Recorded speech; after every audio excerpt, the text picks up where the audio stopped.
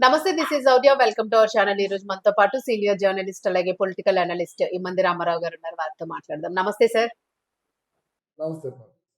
Sir, ప్రతి రోజు కూడాను తిరుమల తిరుపతి దేవస్థానం మీద ఏదో ఒక ఆరోపణ వస్తూ ఉంటుంది. అలాగే అక్కడ పూర్తిగా ఈ స్కామ్స్ ఏవైతే ఉంటాయో దీనికి సంబంధించి ఒక అడ్డాగా చేసేసుకున్నారు దేవస్థానాన్ని.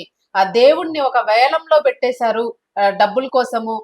ఇంత కక్కుతుందా నేతల్లోనే అన్నది ఒక ఆరోపణ వినిపిస్తూ ఉంది.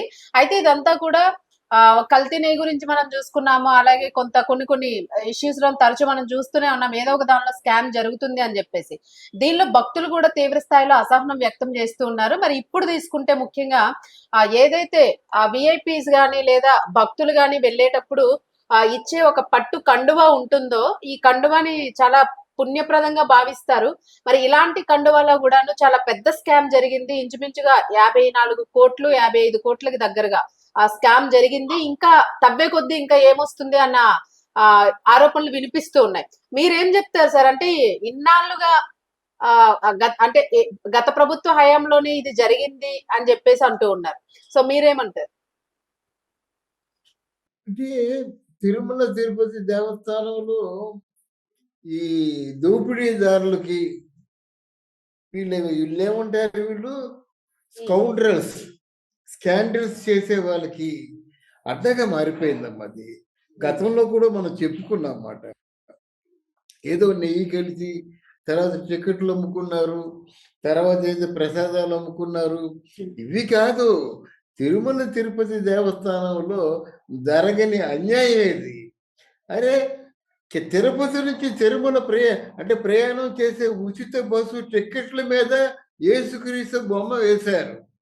ఎంత అన్యాయం! తర్వాత లోపల పనిచేస్తే అన్య మతస్థులు ఎవరు పని చేయకూడదు.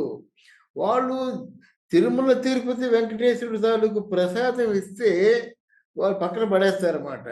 అలాంటి వాళ్ళు సుమారు ఒక 100 మంది పైచిరుకు ఉద్యోగాలు చేస్తున్నారు.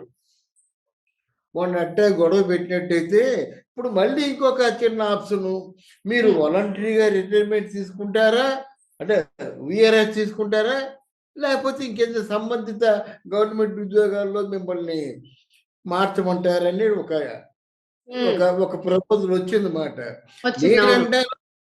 నేనంటాను, దేవుణ్ణి మోసం చేసి దేవస్థానంలో ప్రవేశించే వాళ్ళకి ఆప్షన్ ఎందుకు? తీసి పాడేయాల్సిన అవసరం. వాళ్ళు న్యాయంగా ప్రవేశించలేదు కదా, వాళ్ళ మతాన్ని చెప్పలేదు కదా. గోవిందా గోవిందా అంటూ ఆ ఆలయంలో ప్రవేశించిన వాళ్ళు మోసపూరితమైన అప్లికేషన్తో ప్రవేశించారు. మరి వారికి ఎందుకు విఆర్ఎస్, వాళ్ళకి ఎందుకు డబ్బులు, వాళ్ళకి ఎందుకు ప్రత్యామ్నాయం అన్నదే నా ప్రశ్న. నా వ్యక్తిగతమైన అభిప్రాయం, ఒకరి మీద రుద్దటం లేదు. ఒక సీనియర్ జర్నలిస్ట్గా నా అభిప్రాయం అది. నువ్వు మోసం చేసి ప్రవేశించావు, నీకు శిక్ష తప్పదు. ఆ శిక్ష ప్రత్యామ్నాయం ఎందుకు, విఆర్ఎస్ ఎందుకు అన్నది నా ప్రశ్న. ఇకపోయినట్టయితే వీళ్ళు తిరుమల తిరుపతి దేవస్థానంలో ఎవరైనా సెలబ్రిటీస్ వచ్చినట్టయితే సాక్షాత్తు ఆ స్వామి వారి ప్రసాదంలా భావించే ఆ పట్టు వస్త్రాలు కప్పుతారన్నమాట. ఎందుకంటే ఆలయంలో ఒక శ్రీ మహావిష్ణువు శ్రీ మహాలక్ష్మి తాలూకు స్వరూపాలు ఉన్నప్పుడు వాళ్ళు పట్టు బట్టలు తప్ప ఇంకో బట్టలు అసలు చూపించకూడదు. మహా పాపం అది. కానీ వీళ్ళు ఏదో ఈ పట్టు వస్త్ర కంచి పట్టు శాలువులు కప్పినట్టు కొన్ని వేల మందికి కప్పారే. ఈ పాపం ఊరికే పోద్దా? తీరా చూస్తే అది పట్టు కాదంట, బయట పడింది పాలిస్టర్ అంట. ఆ పట్టు వాళ్ళేమో కనుక పట్టు వస్త్రాలకి వారి సంబంధం లేదు, మేము ఇవ్వలేదండి. వాళ్ళ అది 300 రూపాయలు రేట్. అది ఆ 300 రూపాయలు రేట్ ఎట్టి పట్టు పాలిస్టర్ శాలువాలు కొన్నవాళ్ళు దాని రేట్ ఎంత చెప్పారు? 1500 చిల్లర చెప్పారు. ఒక్కొక్క శాలువా 1500 చిల్లర చెప్పారు. ఇంకా లోతుకి వెళ్ళేది 3000 రూపాయలు రాసుకుంటారు. వాళ్ళు 300 రూపాయలు 3000 రూపాయలు రాసుకోవాలంటే వాళ్ళ మనుషులు కదా. వైవి సుబ్బారెడ్డి వాళ్ళ మనుషులు, కరుణాకర్ రెడ్డి వాళ్ళ మనుషులు, అక్కడ ఉన్న పెత్తందారు పెద్దిరెడ్డి వాళ్ళ మనుషులు.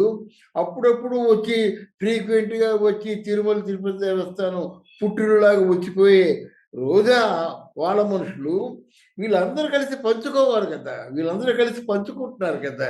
మరి బయట ఎలా పడుతుంది? ఇప్పుడు పాపం పండి నా దృష్టిలో వీళ్ళెవరూ బయటికి తీసుకురావడం కాదు. హ్మ్. ఆ వెంకటేశ్వర స్వామి తనకు జరిగిన అన్యాయాలన్నీ కూడా ఒక్కొక్కటి బయట పెడుతున్నాడు. హ్మ్. సార్ మీరు అంటే మీ మీరు ఇప్పుడు మీరిప్పుడు రోజా అంటే నాకు జనరల్ గా గుర్తొచ్చింది. ఇప్పుడు దీనికి సంబంధించిన స్కామ్ జరిగిన దాని పర్మిషన్స్ తాలూకా ఫర్మ్ గూడా వీఆర్ఎస్ అని నగిరి నుంచి వచ్చింది అని జెప్పేసి అంటూ ఉన్నారు. నగిరికి సంబంధించిన సంస్థకి ఇచ్చారు అని జెప్పేసి. నగిరెడ్డి, రోజా, పెద్దిరెడ్డి వీళ్ళందరూ ఒకటైపోయారమ్మా. ఒకటైపోయి ఆ స్వామి తాలూకు డబ్బుని ఎంత దోచుకున్నారు. 50 మందిని ఒకసారి తీసుకెళ్తుందా. టికెట్ ఏమో ఒక్కొక్క టికెట్ రూ. 10,000. పెద్దవాళ్ళు వస్తే రూ. 1,00,000 కూడా. ఇప్పుడు ఎక్కడి నుంచో వస్తారు కదా వాళ్ళు. హ్మ్. 1,00,000 అయినా సరే స్వామివారిని బాగా దర్శనం చేసుకోవాలని కోరుకున్న వాళ్ళు ఉన్నారు. ఆ విషయం నాకు తెలుసు. అందులో పనిచేస్తున్న వాళ్ళు ఏం చేస్తారంటే ఆ పొరుగు రాష్ట్రాల నుంచి వచ్చేవాళ్ళు మాకు ఎంత డబ్బైనా పర్వాలేదు. స్వామి దర్శనం బాగా జరగాలి. ప్రసాదాలు ఏవి మాకు కావాలి అంటారన్నమాట. వాళ్ళు ఎంత ఇస్తారో వాళ్ళు తోచినంత ఇస్తారు. ఆ తోచినంత అంటే 50,000 కావచ్చు, రూ. 1,00,000 కావచ్చు. ఇలా డబ్బు దోచుకొని ఈ రోజా ఏమిటి, 10 కార్లేమిటి, 12 విల్లాలేమిటి, 4 ఇళ్ళేమిటి ఇయన్నీ ఎలాగొచ్చాయి? మరి పెద్దిరెడ్డికి 4,000 ఎకరాలేమిటి? వైవి సుబ్బారెడ్డి ఏమిటి పైగా ఆయన 30 సార్లు అయ్యప్ప గుడికెళ్ళొచ్చాడట. గురుస్వామి అట. వాళ్ళ ఇంట్లో 30 ఆవులు పెంచుతున్నాడట. అంటే గోమాతకు పూజ చేసేవాడు ఇంత మహాపరాధం చేయొచ్చా? హ్మ్. అందరూ భక్తులే గదా! వారానికోసారి తిరుమల వెంకటేశ్వరుడిని చూడకుండా ఉండలేని రోజా ఆయన అంటే సాగిలపడి నమస్కారాలు పెట్టే రోజా ఇంత ద్రోహం చేయొచ్చా? హ్మ్. ఇప్పుడు చెప్తున్నాను. తవ్వే కొద్దీ కూడా తిరుమలలో జరిగే స్కామ్స్ ఒక్కొక్కటి బయట పడతాయి. హ్మ్. ఎవరో బయట పెట్టవలసిన అవసరం లేదు. ఎవరైతే పరకమల్లో దొంగతనం చేశారో, ఎవరైతే డబ్బు దొంగతనం చేశారో, ఎవరైతే స్వామివారి భూముల్ని కూడా కబ్జా చేశారో, వీళ్ళందరికీ ఒకరోజు ఆలస్యం గాని శిక్ష మాత్రం తప్పదు. హ్మ్. దీంట్లో ప్రధానంగా రోజా, పెద్దిరెడ్డి, వైవి సుబ్బారెడ్డి, కరుణాకర్ రెడ్డి. వీళ్ళు నలుగురు తాలూకు మెడకు ఉచ్చు బిగుసుకుంటుందన్నమాట. హ్మ్. ధర్మారెడ్డి ఉన్నాడంటే ధర్మారెడ్డి అప్రూవర్‌గా మారిపోయాడన్నమాట. సుబ్రహ్మణ్యం కూడా చెప్పాడు. అదంతా జగన్మోహన్ రెడ్డి చెప్పాడండి. నాకు అనవసరం వాళ్ళు చెప్పింది చేయడం తాలూకు ధర్మం చెప్పాడు. అలాగే ధర్మారెడ్డి కూడా చాలా అన్యాయాలు జరిగాయండి అని చెప్పాడన్నమాట. అయితే అక్కడ ప్రధాన అర్చకుడిగా పనిచేస్తున్నటువంటి దీక్షితులు మాత్రం స్వామివారికి ప్రధాన అర్చకుడిగా ఉన్న వ్యక్తి అబద్ధం ఆడాడు. హ్మ్. ఏదో జగన్మోహన్ రెడ్డి చెప్పమంటే అంటే వాడి కుట్రకి ఉదాహరణగా చెప్తున్నా నేను. జగన్మోహన్ రెడ్డి చెప్పమంటే అక్కడ స్వామివారి తాలూకు ఆ వజ్రాల హారంలో ఒక పింక్ డైమండ్ ఉందండి. హ్మ్. అది కొన్ని కోట్లు విలువ చేస్తుంది. ఆ పింక్ డైమండ్ ఏమో చంద్రబాబు నాయుడు దొంగతనం చేశాడు. ఇప్పుడు చూడండి చంద్రబాబు నాయుడు పడుకున్న మంచం కింద దిండు కింద హ్మ్. ఉంటుందని చెప్పారన్నమాట. అంత హ్మ్. మహాపరాధానికి కూడా ఒడిగట్టాడు రమణ దీక్షితుడు. హ్మ్. తర్వాత ఈ జగన్మోహన్ రెడ్డే 4 చేతులతో కనిపిస్తున్నాడు జగన్మోహన్ రెడ్డి. నాకు సాక్షాత్తు విష్ణుమూర్తిని చూస్తున్నట్టు ఉంది అని చెప్పిన వ్యక్తి కూడా ప్రధాన అర్చకుడే. అంటే హ్మ్. స్వామిని పూజించే ప్రధాన అర్చకుడు ఇన్ని అబద్ధాలాడితే మరి హ్మ్. స్వామికి ఎన్ని ఆహ్, ఇట్లాంటి దాన్నేమంటారు పాపాలు చుట్టుకుంటాయండి. ఎన్ని అవును. అపరాధాలు ఆయన ప్రాంగణంలో ఉంటాయి చెప్పండి. అవును. అందువల్ల ఇవన్నీ బయటపడతాయి. బయటపడతాయి. మళ్ళీ అదే అవును. ప్రధాన అర్చకుడు ఏం చెప్పాడు?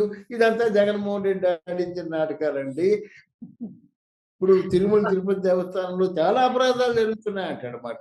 ఇవన్నీ కాకుండా ఇంకా చాలా అపరాధాలు జరుగుతున్నాయట. ఒక్కొక్కటి బయటకు వస్తది మనం చెప్పుకుంటాం. అంతే. అది. అంతే. మొత్తానికి తప్పకుండా ఆ! తప్పకుండా తప్పు చేసే వారికి మాత్రం శిక్ష పడుతుంది. అది హ్మ్. సామాన్యమైన విషయం గాదు. 2 అంతే. కొండలన్న రాజశేఖర రెడ్డి ఏమైపోయాడు. మరి ఈరోజు అదేదో గుడంట, అదేదో దేవుడంట పొగరా ఆ! జగన్మోహన్ రెడ్డి. అదేదో గుడి ఏంటమ్మా తిరుమల గుడి అనలేడు. అదే నాలుక గదా! కోసేయడానికి తిరుమల గుడి అనలేడండి. వెంకటేశ్వర స్వామి అనలేడండి. హ్మ్. ఊరారా వెంకటేశ్వర స్వామి అనలేని వాడు గుడిలోకి ఎలా ఎళ్తాడండి?